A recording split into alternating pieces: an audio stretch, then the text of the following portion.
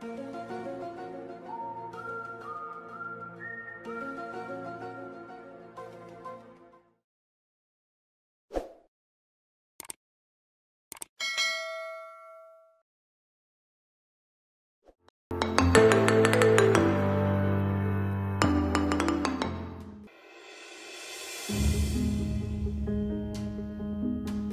الله الرحمن الرحیم. سلام بر شما بینندگان و شنوندگان برنامه معلم. شما را به 11مین میزگرد برنامه معلم خوش آمدید میگم. قسمی که میدانید معلم یک برنامه آموزشی بوده. در این برنامه دو مضمون فیزیک و ریاضی به هر دو زبان ملی کشور پشتو و دری تدریس میگردد. در این میزگرد به سوالات و کامنت های شما عزیزان پاسخ داده می شود. در قدم نخست جهان سپاس از شما عزیزان و شاگردان عزیزی که کامنت میگذارید و تعقیبگر برنامه های ما هستین و سوال میپرسین. واقعا نظریات تک تک شما عزیزان قابل قدر است و سبب می شود تا ما در راستای تعلیم بهتر و خوبتر به شما عزیزان تلاش بیشتر نماییم. قسمی که گفتم در این میزگرد به سوالات شما عزیزان و کامنت های شما عزیزان پاسخ داده می شود. اولین سوال از شاگرد عزیز ماست. از برنامه و درس های ما گفته استاد جان از سیستم هایی که نام بردید در افغانستان نیز استفاده می شود؟ بله، از تمام سیستم هایی که سیستم بین المللی MKS بود، سیستم بین المللی CGS بود و یا سیستم بین المللی FPS بود، هر سه سیستم در افغانستان نیز استفاده می شود.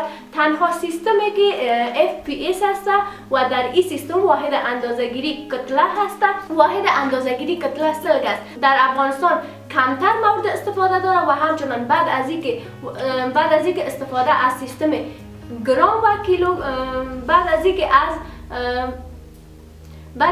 استفاده از سیستم متر و کیلومتر شده، استفاده از سیستم فوت به خاطر اندازه‌گیری سطح یک کمی کمتر شده. در افغانستان بیشتر از متر و سانتی متر چی میکنن؟ استفاده میکنن. دیگه از سایر سیستم هایی که MKS بود، CGS بود و FPS بود که امون زمان ما و شما هم به ثانیه اندازه‌گیری میکنیم، کتله را ما و شما هم به گرام اندازه‌گیری میکنیم. مثل اینکه شما در دکان ها به خاطر استفاده و یا خرید مواد رفته باشین میگین بر من اینقدر کیلوگرم بده، دکاندار هم به ترازو میمونه وزن میکنه، یا هم اگر سطح را بخواین اندازه گیری کنین بدون سطح سایر موارد را بخواین اندازه گیری کنین از متر استفاده میکنین. شما هم از گرام و کیلوگرم استفاده میکنیم در افغانستان، از متر و سانتی متر در افغانستان استفاده میکنیم و همچنان از سلک و فوت کمتر در افغانستان استفاده میشه. سوال بعدی از شاگرد ما هستند که ضمن تشکری از برنامه و درس ها کردند. گفته که کدام واحد های اندازه گیری است که تنها در افغانستان استفاده شود و در دیگر کشورها استفاده نشود؟ تشکر بسیار زیاد از سوالتان. بله، واحد اندازه بعضی واحدات غیر معیاری ما شما در افغانستان داریم که از این بیرون از افغانستان و یا در خارج از افغانستان اصلا استفاده نمیشه.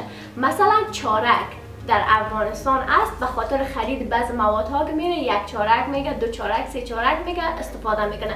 یا هم ما شما سیر داریم، تنها در افغانستان است، یک سیر، دو سیر، سه سیر، ولی خارج از افغانستان و یا کشورهای بیرونی از سیر استفاده نمیکنن. ما شما در افغانستان پاو داریم، بعض مواد به پاو میخریم ولی خارج از افغانستان یا کشورهای بیرونی از این استفاده نمیکنن.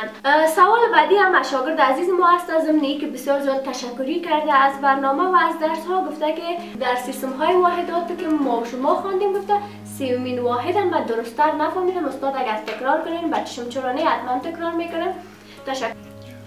شاگرد عزیز، ما شما در دومین جلسه خوانده بودیم سیستم های واحدات. سیستم های واحد. گفته بودم که ما شما 3 دانه سیستم واحدات داریم.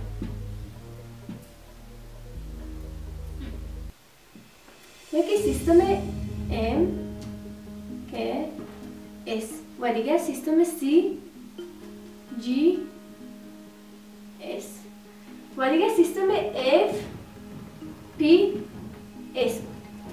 در هر سه سیستم ها واحدات اساسی، واحد اساسی چی بود؟ کتله،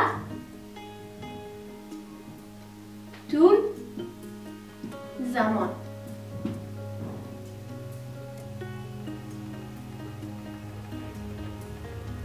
کتله، طول، زمان. در یک 3 واحد اساسی کتله، طول و زمان. در سیستم MKS ما کتله به چی؟ کتله به کیلوگرم اندازه میشه. شاگرد عزیزی که گفته بودین کیلوگرم و تنها کجی بودین به خاطر از اینکه این برنامه از هم بر شاگردای صنف 7 است و هم بر شاگردایی که صنف‌های به بالا هستند.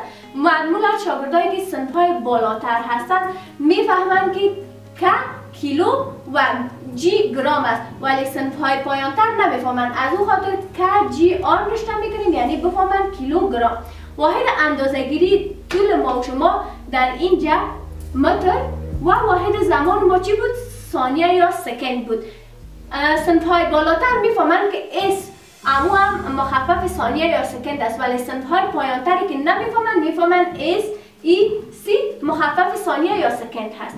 در سیستم CGS واحد اندازه‌گیری کتله ما و شما گرام، از طول ما سانتی متر و از زمان ما سکند. در سیستم FPS که شاگرد عزیزی که نفهمیده بودی واحد اندازه‌گیری کتله ما سلگ است.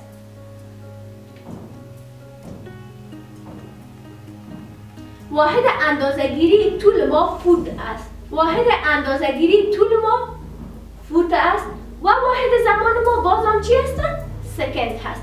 در سیستم FPS باز هم واحد اساسی کتله ما به سل، واحد اساسی طول ما به فوت و واحد اساسی زمان ما به سکند چی میشه؟ اندازه گیری میشه. امیدوارم آموخته باشید. جهان سپاس از شما شنوندگان و بینندگان برنامه معلم. جهان سپاس از اینکه شما کامنت میگذارین و سوال میپرسین. اگر در نشر ویدیوهای ما باز هم تحقیقگر برنامه های ما بودین و سوال داشتین میتونین در قسمت کامنت رفته و کامنت بگذارین.